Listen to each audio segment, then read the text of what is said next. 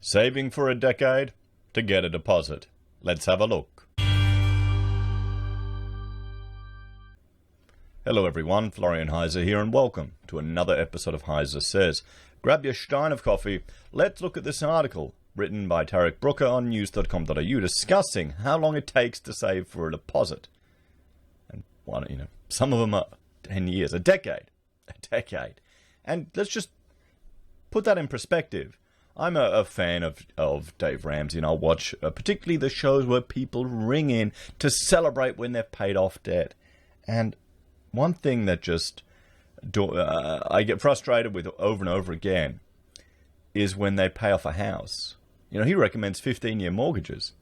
We're nearly taking that long to save up for a deposit here in Australia. Now, I did a video yesterday. Inner city greens are increasing housing costs. Millionaires, or millionaires in their millionaire plus houses, are stopping cheap housing. And a lot of people have said in the comments, they went to property investment seminars or these other events, and you're encouraged to vote for politicians that will stop new development, particularly near your investment properties. You want to keep the supply low, so your rents are high. And who does that? Well, socialist interventionists that will go on to complain about housing affordability. There's a lot of problems here in Australia, everyone, and I think a lot of people are working the system from a lot of angles. So let's have a look at this. Some older Australians claim that young people want too much. But the truth about how many years it takes to save for a house deposit by state is truly shocking. So, never talk about politics, religion, and money with friends, so the old adage goes. Well, start a YouTube channel about it. Oh, yeah, you shouldn't really. It gets in the way of everything. But, good friends you can. Good friend, a really good friend, you should be able to get a few rums in you and have an argument about these things and still be good friends. If you can't, well, they're not a good friend, are they? They're an acquaintance. There's the difference. But as 2021 unfolds, there may be another topic of conversation that is best avoided, depending on the company you keep. Rising house prices. It depends on your circles. There are going to be some people that are loving it when you've got in. I mean, you feel good. You feel like a property genius. Look, I bought a dump and I've done nothing to it, and I've made 30% in a couple of years. Wow, fantastic. And that's low. As property prices continue to rise across much of the country, frustration and resentment continues to build among some prospective first home buyers. Despite the pandemic taking a wrecking ball to the economy, well, it's not the pandemic, Tarek, it's the government lockdowns taking a wrecking ball to the economy and creating the deepest recession since the Great Depression. The property sector has moved in an entirely different direction, and many have seen their dream of home ownership evaporate in recent months. I mean, you see it all the time. People that are just getting so frustrated, looking, and just jump in. We saw it in the video we looked at in Melbourne, $1 million prices. It's just nuts.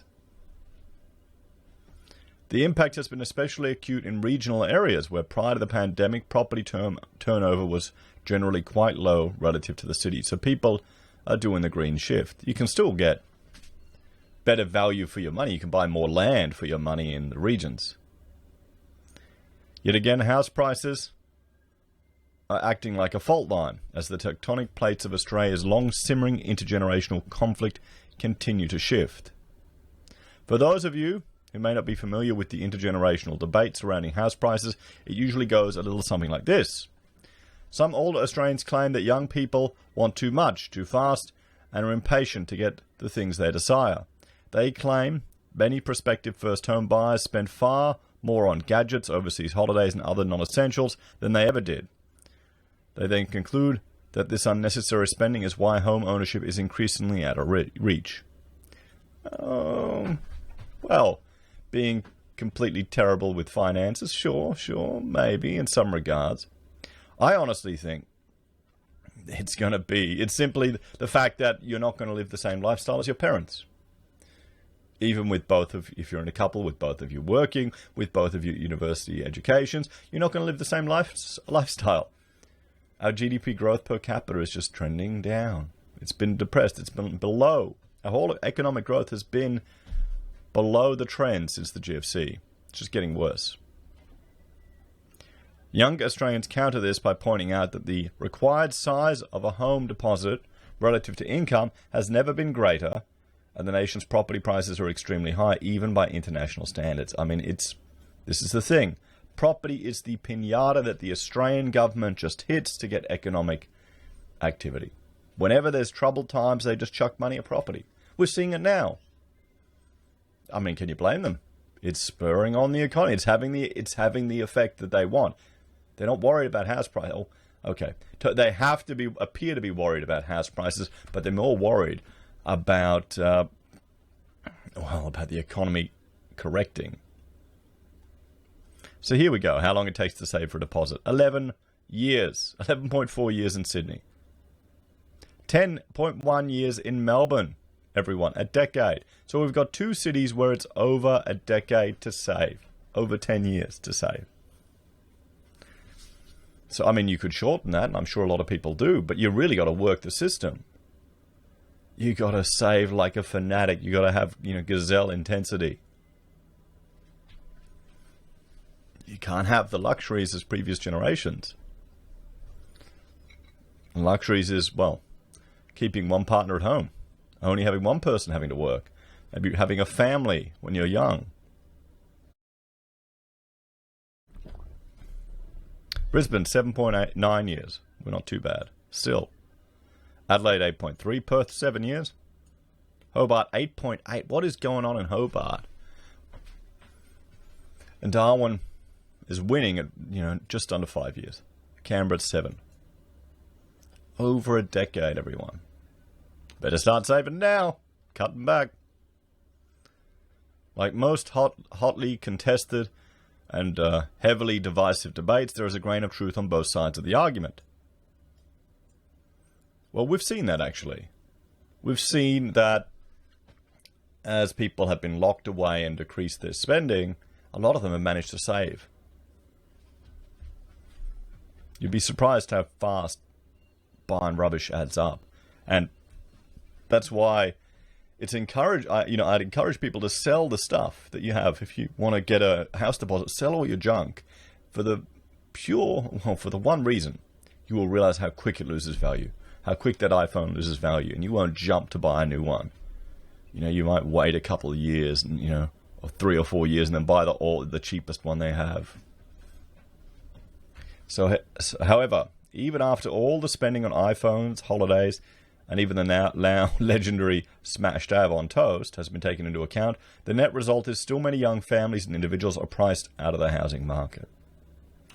Unsurprisingly, on social media, there is a strong sense of frustration, and at times the growing belief among prospective first home buyers that most Australians want prices to continue to rise because it benefits existing home owners.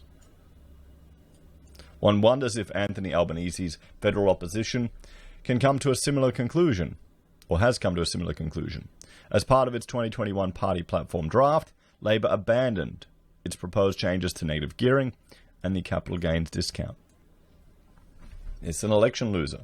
At the time, I didn't appreciate the implications of what they wanted to make for negative gearing. Well, in some ways, it was removing an opportunity for future generations to take advantage of it. The boomers would still all have it. Everyone who was already in it would still get negative gearing, but all the young people couldn't. I think you'd need to phase out negative gearing progressively. So you'd still get it from now when you're buying properties, but there'd be a counting clock, only 20 years left, 19 years left, it would count down to phase this off. But then you can't really plan that long in politics, can you? Because there'll just be a new party going in that will remove it. That's the problem with all these interventions. This is why we need to lobby for a smaller government and less interventions in the marketplace. Because these are all artificial distortions. This here is showing that your quality of life isn't the same as previous generations. It's just not going to be, guys. You're not going to live as best the life as previous generations. That's just how it is. You've got some fantastic advantages over previous gens, over the boomers. The access we have to information, the access we have to technology, the opportunities we have. And the price we're paying is a government that's just focusing on ramping up house prices. Just wait for them to put in an internet tax every time you log on. Or a usage. When Labor under Bill Shorten proposed the changes before the 2019 election, some property analysts saw the reforms as potential kryptonite to housing prices. After enduring a shock defeat in the 2019 election, one can see how Labor linked their loss to the proposed tax reforms, which could have negatively impacted the home prices of 67% of Australians who own a property. Yeah, it would have affected a lot of people. Because negative gearing artificially inflates the price of property, everyone. There's competition for buying these houses as a way of mitigating the tax, because we all pay a lot of tax. And it's not just the wealthy and the rich who are buying it, normal people are. Most of the people using negative gearing are normal people. A lot of Labor voters too. But perhaps Labor is taking the wrong lesson away from the defeat. According to pre-election polling conducted by the ABC, a majority of voters from across the household income spectrum believe that there should be fewer tax breaks on investment properties. Yeah, well, this is what they'll say in a poll. I think when push comes to shove, they'll vote for who's going to give them the best outcome. What do you reckon? So, voters in all income groups are in favour of winding back tax breaks on investment properties. Proportion of voter responses to the statement, there should be fewer tax breaks on investment properties, represented by their yearly household income. So if you're under 52 grand a year per household, 55% agree, 19% are neutral, and 22% disagree. If you're between 52 and 130, 49% agree, 20% are neutral, and 27% disagree. And if you're over 130 grand, 41% agree, 20% are neutral, and 36% disagree. Well, here's the other thing. The problem is with Labor, they're so infected with the social justice garbage that they've got all these other stupid policies. They genuinely believe there's such a thing as a wage gap. They think that and they promote policies, particularly at a state and council and level, that actively discriminate against people based on their race and gender. So if Labor had some sensible policies for winding back housing, or the housing bubble, making it more affordable, some sensible interventions in the economy, there's some people that would not be able to vote for them because of these other ideological policies which are frankly just ludicrous and insane. What do you want? Do you want a housing price correction, or do you want government to implement all these BS bloody social justice policies that discriminate against a whole groups of people? That's the thing. Labor needs to. We don't really have a sensible alternative to Labor right now with regards to some of their policies. They need to clean all that rubbish out of their organisation. It's going to be hard. It's going to be very hard. Because this is the thing. You don't want to put all your faith in one party, everyone. You're going to be disappointed. I would love to see a mix of politicians, particularly in the House of Reps, where there actually has to be a consensus, where people have to come together and negotiate and discuss. That's what we want. You want a mixed bag. You want them working there. But, we'll see. So meanwhile, a poll at news.com taken by readers showed just 20% of respondents wanted to see rising house prices. I mean, I should ask on my community tab, do you want to see rising house prices? I think there's some people, once you get into the market, you don't want them to fall. You don't want to feel like you've made a loss, even though you don't realize that loss until you sell it. I think there are a lot of people who are just exhausted. It's like an uphill battle, guys. Just want to get in there, hoping for a correction. But the challenge is, can you time the market? It's like anything. Can you time the market? I bought some shares in a little American telecommunication company because it's part of my strategy of turning my pocket money into dividends every month. They pay a a monthly dividend. And I figured, okay, you know, they've got wireless, they've got cable, there's going to be demand for them. There's not going to be any risk for a reduction in that business. And they've had another company come in and offer to buy them up. So all of a sudden the shares just shot up, 50%, and there's even more potential growth there. So, you know, no way I could have timed that. It's complete luck. Complete luck. Just with when I got in. It happens. How many of these, you got to think about it, how much of this is just luck when people are making money? I think the strategy is to make sure you're spread so you can take advantage of the luck. So, while it's easy to see rising home prices as a simplistic equation that they are good for homeowners and therefore welcomed, it's arguably more complex than that. Homeowners also have friends, children, and grandchildren who they would one day like to be able to see to be able to afford a home, perhaps one close by so they can remain in close touch. As prices rise, families often find themselves divided as children and grandchildren are priced out of the areas they grew up in. We're hearing this more and more, actually. Well, I'm hearing this more and more in the comments of people saying they wish they could buy where they grew up in, but they couldn't afford it. Now, sure, you want to be close to family, particularly parents if you're raising kids, but do we also want, Australians need to get used to moving, to going a bit further out, to going somewhere else, to get somewhere cheaper? Or are we, too precious? As with most Aussies holding a majority of their household assets in property, the debate surrounding property prices is unlikely to go away anytime soon, particularly as prices rise amid an environment of uncertainty and high unemployment. As the intergenerational fault lines continue their ongoing tremors, the figures we do have suggest that the great divide between the two sides may not be anywhere near as wide as it initially appears. While people on both sides of the debate seem heavily dug in and set in their views, polling suggests that there may be a surprisingly broad consensus that further property price rises are not what the majority of Australians want. The intergenerational minefield, an election-losing hot potato issue that is housing prices, may not actually be either of those things after all. Instead, as Aussies see their friends and family struggle, it's possible that while coming to a conclusion on the viewpoint of an entire nation is challenging, a majority of Australians are concerned about housing affordability. Well, I think Tarek's right. I think the majority of Australians are concerned about housing affordability. But when the reality sets in that some policies could actually affect their property values, people are going to vote differently. What do you reckon? On a poll with no consequences, I bet you people's responses are going to be different than voting on the election day. I bet you. What do you reckon, everyone? So there we have it. Up to over a decade in some areas to save for a house deposit. I think there are a lot of people that have to leave Sydney. Or just be content that they're not going to be homeowners. At least not in that city. Is Australia just maturing like Europe? There's some cities where it's quite culturally acceptable for people to rent their entire lives.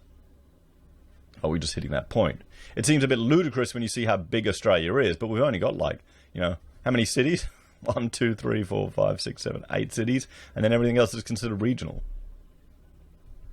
Anyway, guys, let me know your take and your opinions on this one. Would you vote for policies to remove negative gearing, even if it would affect the price of your houses?